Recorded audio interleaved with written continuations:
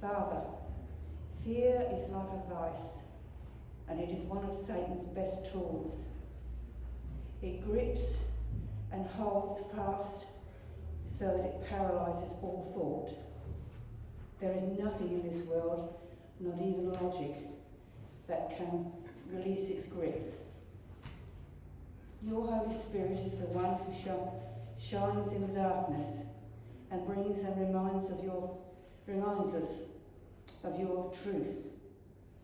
He is the one who releases the grip and breaks the stronghold, and I am thankful for your help, for his ever-present comfort in times of distress, and in Jesus' name I give thanks. Amen. The Bible reading, there are two, and they're both short. The first one is from Joshua chapter 1, verse 9. Have I commanded you to be... have I not commanded you? Be strong and of good courage. Do not be afraid nor dismayed, for the Lord your God is with you wherever you go. And John 14, verse 1. Let not your heart be troubled. You believe in God. Believe also in me. The notices. We're going to sing. There is a green hill far away is the first hymn that we're going to stand to sing. Thank you.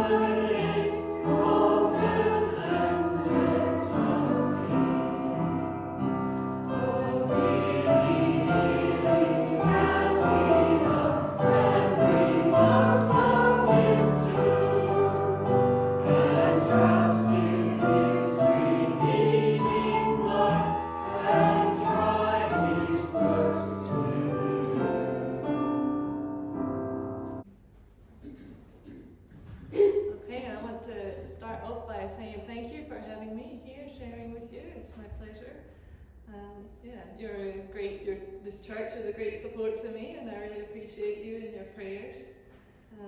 Thank you, and I'm happy to share with you today. My theme that I'm going to be talking about is trusting God and having faith in God.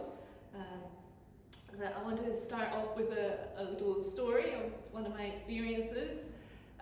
So you would remember I've been away for about 3 years, and so I went back at the end of October 2020, start of November, and so I was heading back to PNG and the village during COVID, and I had 7 different requirements or permissions that I had to get in order to be able to get all the way there. So that there was I had to get permission to leave Australia, permission to enter Queensland because I had an overnight there on the way, permission to enter PNG, I had to get permission from Wycliffe, Australia, and permission from SIL PNG, and I had to get permission to enter Bougainville, and I also had to get a quarantine clearance certificate. So there was all these different permissions that I had to get, and even just the permission to enter Papua New Guinea, I had my ticket booked and paid for, and the day before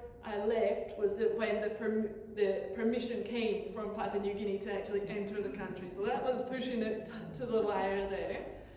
And so I was quite anxious about that. And then even when I was in the hotel, I had 2 weeks hotel quarantine in Port Moresby, and a lovely view.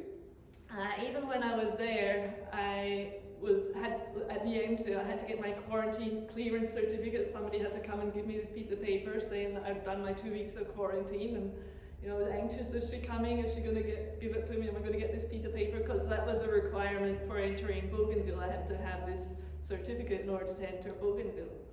And she came and I got that. And then I left the hotel. I had a night or two in another accommodation, and I had to enter Bougainville within 72 hours of receiving the quarantine clearance certificate.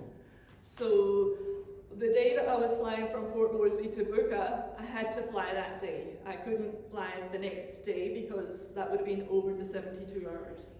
So then when I got to the airport, it was busy like this. That was a different time, but it was busy like this, and I joined the queue and never moved the whole time I was there. And I spoke to one of the Air New Guinea people that's the airline. I spoke to one of the airline staff that was standing around, and I said, look, the boarding time's coming up and I've still not checked in, a bit worried about this. And he said, oh no, it'll be okay. They know the staff know that the flight's leaving and stuff. And so just waited a bit longer, and then there was an announcement.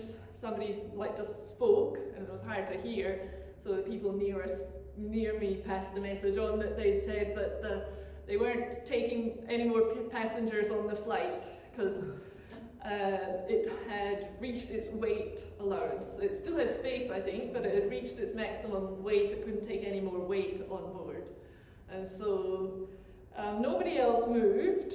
All the other passengers that were wanting to check in had stayed, and I didn't head off because I knew Air New Guinea should put me up in a hotel for the night, and so I was like, okay, that's what's going to happen. They'll put me up in a hotel, but I just stayed there anyway, and I went down the next aisle, which was empty, the next sort of lane to the counters, and I stood at the front next to my counter, but I was just to hear what was going on. And as I was standing there, a few minutes later, this Air New Guinea person that I'd spoken to earlier walked up to me with the boarding pass with my name on it. Oh. And I was just like, wow! I didn't even know he knew my name. They must have seen me holding my ticket, which had my name printed on it. And it was really, to me, it was like a miracle. I was already resigned to the fact that I was going to be staying in a hotel for the night, and that I'm going to have a problem. Are they going to let me into Bougainville because I passed my 72 hours and stuff? And so it was really a miracle because I thought they'd closed the flight already, and so it was just amazing. It was great. So it was I maybe had a lack of faith there, and I wasn't saying, oh, God's going to make it work or whatever. I was maybe hoping that he'd make it work the next day, but I wasn't certainly thinking what was happening that day. So I did manage to get there, and so there is Papua New Guinea, and I'm working out there in Bougainville on the side there. And this is a close-up one of Bougainville, and the arrow's showing you roughly where I work. And actually travelling to and from the village is a faith journey every time. So quite often we go to town in Buka, which is that star up the top. That's where town is, and that's about 2 hours. Quite often on the back of a truck, or in whatever car. We don't have seatbelts on, so it really is a faith journey. But we don't have an accident because we're really not protected.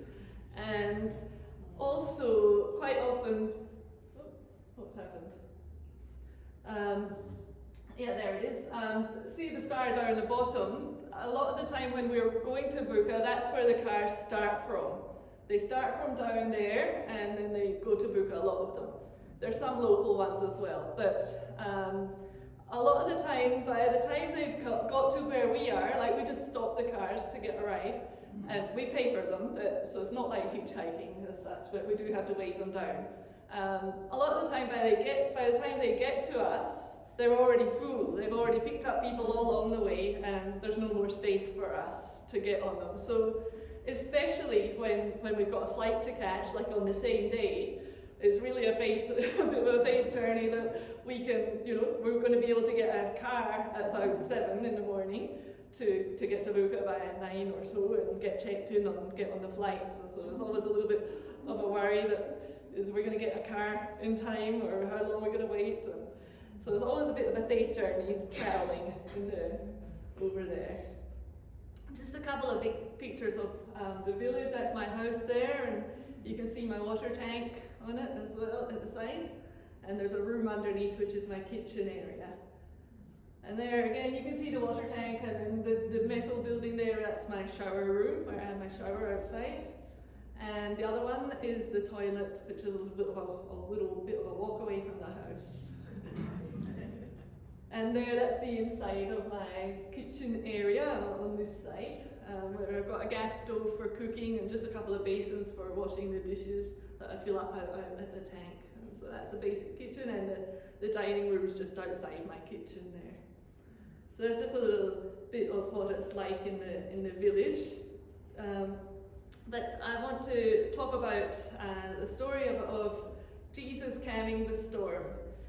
Going back to my travel issues and trusting God, there's actually quite a lot of stories in the Bible about travel and travel challenges and God coming through for people. And this is one of them. Jesus calms the storm. And it's in all the parallel passages. So it's in Mark, Luke and Matthew. I know I've got them out of order there, but that's the order that we've been working on them in the translation work. So the different stages, which I'll explain in a little minute, but the different stages are the draft is the first one, then there's advisor check, village check and consultant check. I'll explain them a bit more, but for Mark, the passage of Mark is being fully checked and recorded, so it's gone through all the checks. Passage in Luke is the village check is complete and it's ready for the consultant check. And Matthew, the village check is complete as well. The next stage is the consultant check, but it's not quite ready. They've got a few more things we need to do before that. So I'll just read the Bible reading from Matthew. So it says, Matthew chapter 8, verses 23 to 27. It says, Then he got into the boat and his disciples followed him. Suddenly a furious storm came up on the lake so that the waves swept over the boat. But Jesus was sleeping. The disciples went and woke him, saying, Lord, save us, we're going to drown. He replied, You of little faith, why are you so afraid? Then he got up and rebuked the wind and the waves, and it was completely calm. The men were amazed and asked, What kind of man is this? Even the wind and the waves obey him. So,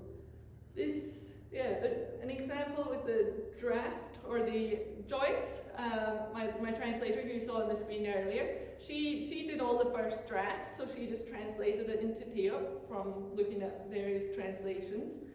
And then I do the advisor check. And so I look at her draft, look at other translations, look at commentaries and different things, and I check that it's accurate and make some notes for suggestions for changes, and then Joyce and I sit together and talk about those changes and make changes and improvements to the passage. And one thing that we look at, well, there's lots of things that we look at, but one in this passage is a translation challenge where it says, the disciples said, Lord, save us, we're going to drown. In Teop, we've got two different words for we or us.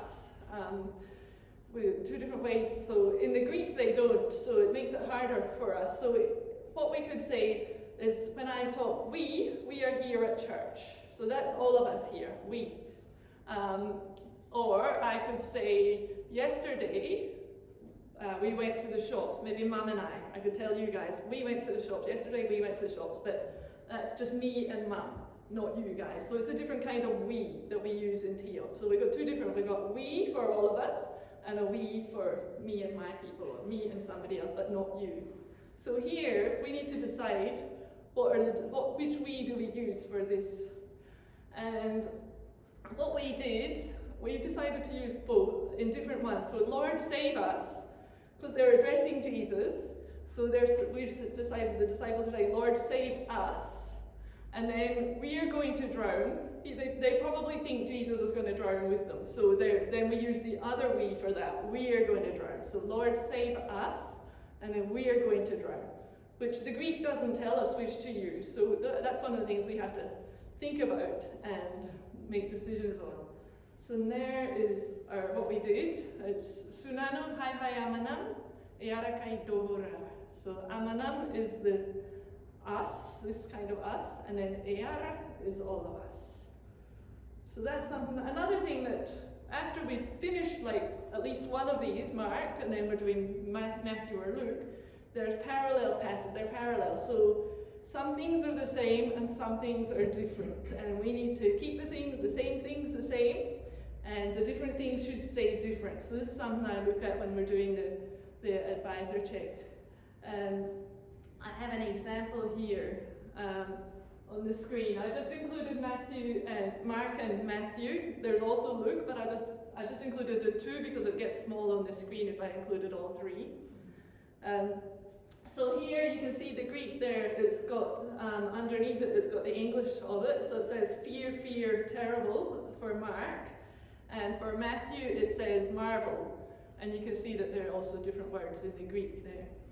And if you look up the dictionaries and that, it tells you that the word marvel is more of a kind of positive word, like an excited surprise, you know, when you're amazed at something that was good. Whereas the ones in Mark there are more of a negative kind of surprise. And so you can also sort of see it in the English. We've got the NIV and the NRSV at the bottom. On the Mark column, which is this one here, we've got terrified in the NIV, and we've got filled with great awe to cover fear, fear, terrible. And so in Teop we've got karavi vira vira kurus, which is like shocked. It's a negative fear, like amazement word, shocked, and very much shocked. And then if you look at the Matthew, the English ones, we've both got amazed there. So you can see they've changed the word. They've not used the same words because it is a different word in the Greek. So we've also used a different word in the Teop, which is vasin, which has got a positive sort of sense of amazed. So very amazed, vasin kurus is what we have. It's got silent I and silent U, so it looks like vasini kurusu, but it's actually vasin kurus. So that's an example of some of the things that we're looking at when we're doing the translation draft and the advisor check, thinking about these sorts of things. And then another check, the village check. We take the translation, sit with people in the village, talk over it, and mainly checking for understanding, and we ask them questions to check their comprehension, that they understood it. And we try to tell them, we're not testing you, we're testing the translation, making sure that it's okay. If you don't know the answer, then it means we've not done a good job. So we're trying to encourage them that there's not really a right answer, but there is one that we're looking for. But so here, that's another picture of the advisor check. You can see, but then we give them a little booklet with the verses on one side and the questions on the opposite side, so lined up sort of to where the answer is in the verse.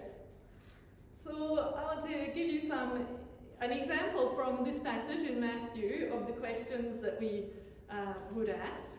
Here we are. So for verses 22 to 24, you guys can answer if you want to participate. What happened while they were traveling in the boat? Storm came. Yeah, big storm came. So they're easy answers. And then, why did the disciples wake Jesus? They were afraid to sink. Yeah, they were afraid they were going to sink. And what did Jesus do to calm the storm? He spoke, yeah. So that one I kind of cracked because I write all these questions as well, and so that one I deliberately choose to kind of draw out a point as well. So like, he didn't do anything else, all he did was speak. So I kind of drew out the point with that, with particular questions. And another one, why were the disciples amazed? The storm, the wind and the waves. Yeah, because the winds and the waves obeyed him. All he did was speak and they obeyed, and the wind and the storm, the things obeyed him.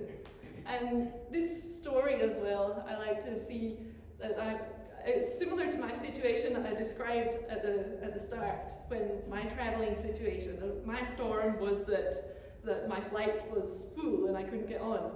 And well, in this story, the disciples called out to Jesus. I don't know that I actually even did that. I don't know that I said, Jesus, make a miracle and get me onto this flight. I don't think I did. I was resigned to my situation that I'm going to be in a hotel for the night. And in some ways, like, the disciples were also resigned to their fate. They were saying, we're going to drown. So similar in some ways to the disciples. And well, I didn't have Jesus there speaking as such, but like the disciples, Jesus did this miracle, or God did this miracle. I got onto the flight and I was amazed. I was like, wow, this is just amazing. And just like the disciples. So yeah, I was you of little faith as well as the disciples, but God, despite my lack of faith, God still worked something. So that was, similarity in the two stories there. And I also got another one from Luke. I've got the verses there from Luke, and a question. So the verses in Luke say, the disciples went and woke him, saying, Master, Master, we're going to drown. He got up and rebuked the wind and the raging waters. The storm subsided and all was calm. Where is your faith? He asked his disciples. And so the question that I put there was a bit more the answer, not actually in the verse. What do you think? Why did Jesus ask the disciples, where is your faith? It's sort of there. It's a little bit harder. They have to kind of think a bit more and get the connection. So the answer that I'm thinking of is that Jesus asked them, where is your faith? Partly to challenge them, but also partly because he saw, they were saying, we're going to drown. It's showing that they didn't have any faith. That's why he asked them, where is your faith? So we're just sort of trying to make sure that the people understand that, make that connection as well. So we have some questions like that, what do you think? But mostly they're just comprehension, the answer's directly there in the text, and not really application questions, because that's more of a Bible study, but a lot of the time our village checks actually end up being a bit like a Bible study. Sometimes people themselves will see the application and they'll just say, oh, this is really good, this means, we should be doing this and that sort of thing. So sometimes, and even when Joyce and I do our advisor check, we do that with each other as well. We sort of have a little sharing about the implications of the passage at times. Yeah. So the other check is a consultant check, the last check. The consultant doesn't know the Teop language. He's somebody else that comes in to do the check. And so we have to do a back translation. So we have to, like the one that I showed you earlier, where you'll maybe see one later actually, but we translate it back into English, but in a way that shows what the Teop translation says. So that is why I was saying earlier that Luke is ready for the consultant check, because we've done all that work, whereas Matthew's not ready yet because we haven't prepared that part for the consultant check. So they look at this back translation, the English version of the Teop translation. They check it again for accuracy, so in that sense it's similar to the advisor check. And then they come out to the village and they meet with us and a few other people from the village. And they also check for understanding as well. So it's, in that way it kind of combines advisor check and village check. And it's always good to have another person's eyes looking over your work and seeing what maybe we've missed, even because we know we've been working so much with it, we know what it's supposed to say and mean, and sometimes you don't notice the ambiguities and different things like that. So here's one example from a consultant check of Titus. I didn't have a good example from this passage that we're looking at today, so I had to get a different one. The passage that we did today there wasn't really any issues with it. So in the Mark version, because the other two haven't been consultant checked. So these examples from Titus chapter 2 verse 15, just the first part of it. In the NIV it says, "These then are the things you should teach." And in Teop we've got the word vasus, which can mean learn or teach. It's a bit ambiguous, and actually probably the primary meaning, like the meaning that you first think of when you hear the word, is to learn. So before the consultant check, the version what we had was Eve amataba torvasus nian topasve nasuna teoletanai. These are the things that you should learn or teach that I have said in this letter. So we meant it to mean teach. These are the things that you should teach that I have said in this letter. But people might read it and hear it and understand it as these are the things that you should learn that I have said in this letter. So this was something that they found in the consultant check, and we decided to change it. So afterwards, so we changed it a bit. We kept the same word, vasus, but we've added the people, teach the people, because you can't really say learn people. So it makes more sense if you say teach the people. Vasus riamatavan bonamataba nasuna. Teach the people that I have said. And we dropped in this letter because we thought it was clear enough. So the consultant check, as I said, was the last check, and then the Mark, we did that back in 2015, 13 and 15 I think, but in 2022 we did a few other books, 1, 2, 3, John, Jude and James, and since we did them, somebody from SIL said, I can come out and record the new translation so you can have an audio version of it. So we also recorded Mark, which had been done before, and a few other books as well. And then they sent that off and made a video of it. Somebody put the verses to all of Mark, just not the other letters and stuff, but they put all of Mark to a video that's already been made, and they just put the sound in. So I've got a little video clip of that, of this passage that we're looking at, which we'll share with you just now.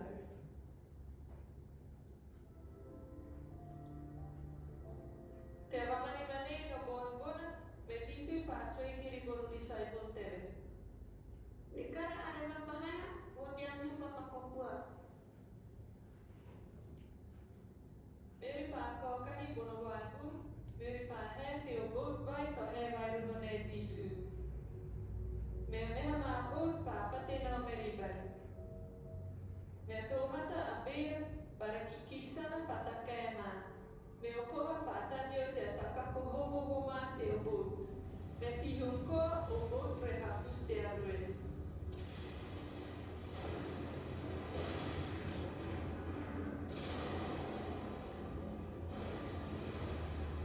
Ewe he tisu na korbo patanao ito, ewe he te ena sun pata te o piro. Me o disciple pa o gune bai, me o pa aboha wen. Sisia, asa ka peha na mana? Tingam ko ay retubo. Me tisu pasu, me pa koa ra kikiski ko na ira rata. Me pa seki ko no poha.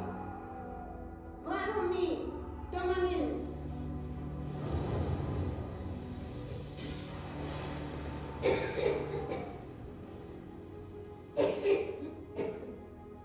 Me gravata pa amara, me le tomani cruzaha. Me tisu pa hivi rigono disciple teve. Sabi niya ako, no? Eman, pakista ko mamamana-mana tim. Me disciple teve pa karami vira cruz. Me pa pa hivi ko manawen. Ito niya ba ni? Ay rapat ang barang ko kami. Pangulinaw ko ng mga tebe. So we showed that video to the people in the village over 4 weeks, or 4 nights, once a week, and we had quite a crowd. It was just under my house on my laptop that we were watching it, and we had quite a crowd come every time, and yeah, they all seemed to thoroughly enjoy it. So we need to get out and share it a bit more in other villages as well. So it's a good thing that the people enjoyed it. So just a quick overview of the translation, where we're up to. You can see that it's not easy to answer that where are you up to in the translation, how much have you done, because it's all at different stages. So there you can see an overview there on the screen, and I've got a piece of paper that I've got lying a few of them out about in the foyer, which the pink bits or purple bits are the work that we've done in the past few years, so you can have a look at that yourself after the service to see how much we've done in the past few years and where we're up to. But we're making progress getting there, but still a lot of work to be done with the 18 books still to go through the consultant check. The last book, you might be wondering, the advisor check, there's only one left to do. That book is Romans, that we're still to do Romans. And we only just did Hebrews, that was a hard one. So, going back to the theme of trusting God, when I was in travel, when I was returning to Australia, just in November last year, quite often I feel anxious before I travel, and it's like on the day sometimes I have a little bit of diarrhea and stuff, and I was saying to Joyce in the week beforehand, I was saying, quite often I feel like this when I'm traveling, I'm a bit anxious. And Joyce said to me, you should just trust God and, don't be anxious about it. And I was trying to really put that into practice. And then at the farewell dinner that we had the night before I left, our village pastor, she shared a message at the farewell, and her message was on trusting God as well. It was trust, not in your own strength, but lean on the Lord. And yeah, I got the wording wrong, but that one from Proverbs 3:5-6, she shared that passage and a message about trusting God. So that was again another thing, saying, look, trust God. And so then on my way to Buka the next day, Dad sent a message. He was been looking up on the internet, and he found on the internet it said that my flight had been cancelled. And so even on the way to Buka, we were finding out that it's cancelled. And so I was like, oh dear. Anyway, we went to the airport, and we waited, and the people, it was all locked when we got there. We waited, the staff turned up, and they said, oh yeah, it might still be on, but just wait and find out. So we waited a bit longer, and they came out and they said, no, it is cancelled, you have to fly tomorrow. And I had to get to Port Moresby that day, because the next day I had flights to Australia. So it was going to mean that my next flights had to be bumped onto the next day as well. And so we got onto the travel agent, and it wasn't easy, but she managed to get the flights readjusted so that it would be on the next day. And because it's a 2-hour trip into Buka, so we were I wasn't going back to the village, so we found somebody, we stayed with somebody that we knew and didn't have any extra expenses there. And that all worked out. And then the next day, I got to Port Moresby, and then the next flight, when the following day again, Port Moresby to Brisbane, that flight was delayed.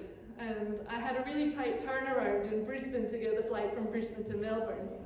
And so it was a bit of a concern, not too much, because I knew I didn't have anything to be in Melbourne for, that I was going to miss if I was a day late.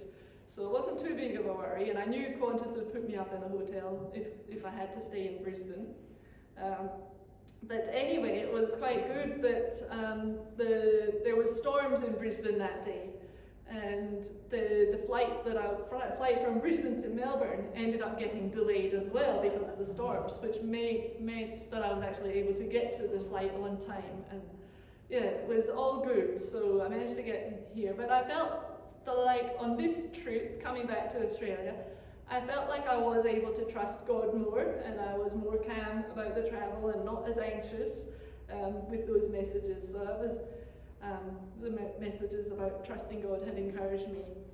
And I've got a prayer card, this here, which there's some out there, but I can put a Bible verse on it, and at the bottom, if you have a look at it, I've got the Bible verse here, which is from John 14:1.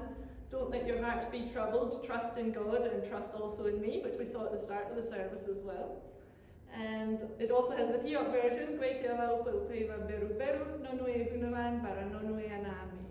so So that's both of them. That thing of trusting God inspired me to put these verses on my card. So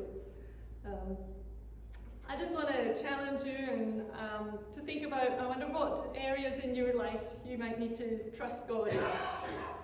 I know it's easy to say trust God or to have faith, encouraged to have faith in what He can do, but it certainly is not easy to put it into practice. But I hope that what I've shared with you today can maybe encourage you and strengthen your faith and trust in God for whatever circumstances you may be facing at the moment. There's always something that we need to trust God for. And as for me, the new thing that I have to trust God for at the moment is for my financial support. It's a little bit down, and we've got lots of things that we have to pay for, Medivac insurance and flights, and actually another thing that with the support money that I receive, I also help Joyce out with that, and I give her some money every month, and we also buy all the food and we eat together and that. So all the support that you guys as a church give goes towards helping me out and also helping Joyce out as well. And I like to say that you're all a part of the Teop translation team. So we have Joyce and me, we're doing the translation work, and then there's the people that come to the village check, and there's also the people here in the churches praying for us and supporting us financially as well. Everybody, all of you are a big part of the work of the translation. So I want to say thank you to you guys for being a part, and I hope that you feel like this is your thing as well, that you're doing this Teop translation work as well, through your prayers and your financial support. And Joyce also wants to say thank you, and I've got a little video of Joyce with her message saying thank you to you guys. Hello everybody. How are you? I want to thank you all for sending Julie here to help me with translation. And I want to thank you too for supporting Julie. You are not only supporting her, but you are supporting me and my family. And we are still working in translating the Bible into my language. And I hope it will finish before I get too old. I hope to see Julie when she comes back. Thank you, and may God bless you. So there we are. Just briefly, just share with you the future plans for the future. I'll be planning on returning to the village in June.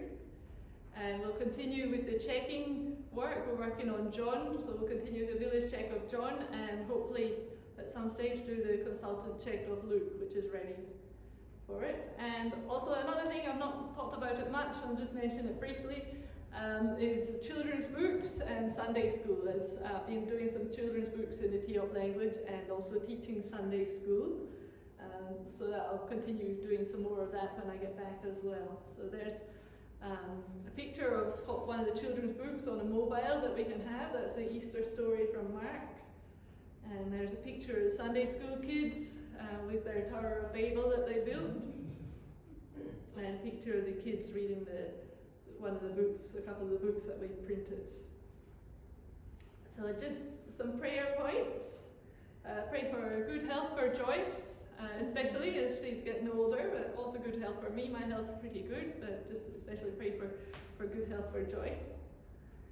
And for good progress on the village checks and consultant checks. And also pray for 100% support before I leave. And that's all for the prayer points. And I just want to say thank you again for all your support. And there's lots more that I could share about. Happy to chat with you guys after the service, or if you have any small groups and you'd like me to come and share at them, I'd be happy to come and share in more detail, have questions and things, that sort of thing. And I'd like us, for the end of the service, to sing Trust and Obey in Teop. This will be an interesting thing, see if we can do it.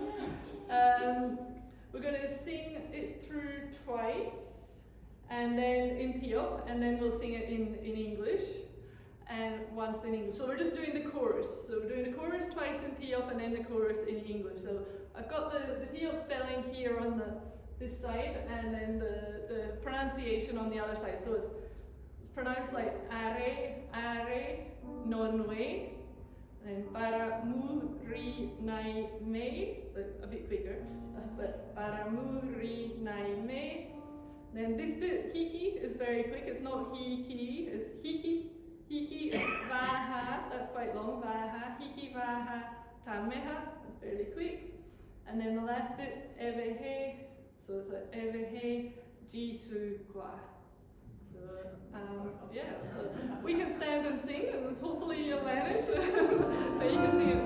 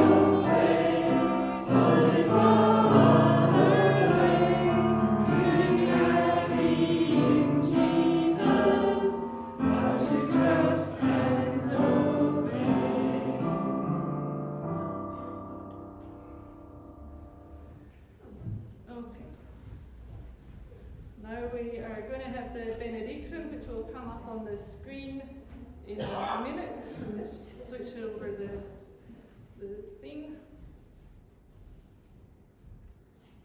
Okay, and so let's have a benediction. And now may the Lord watch between me and thee while we